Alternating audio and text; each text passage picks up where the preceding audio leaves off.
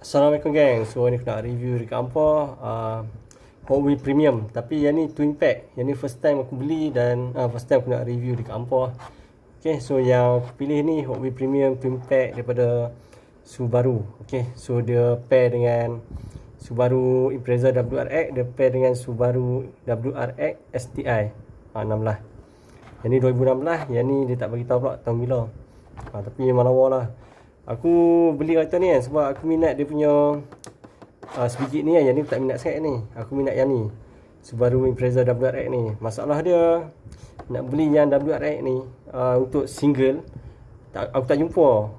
Tapi yang ada dia pun main dengan twin pack macam ni. Nak tahu aku kena beli sebiji lah.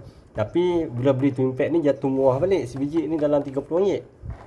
So nanti aku nak potong dua ni buat display. Ni display sebelah-sebelah lah. Okay, so dia ada pair kat belakang ni. Ada Nissan Sentra, Nissan Silvia, lepas tu Bugatti Veyron dengan Bugatti Chiron, Subaru Impreza WRX dengan Subaru WRX STI. Aku rasa yang ni dia murah sebab dia stiker Indon. Okay, tapi memang lawa lah. Boleh tengok sini detail dia. Tayar getah yang ni premium. Bawah dia base besi tau. Base besi tu, livery Subaru. Yang ni kosong. Patutnya yang ni dia pun kena buat livery Subaru pun cantik. Yang ni dia buat yang design baru. Aduh sayang lah. Aku cari yang ni.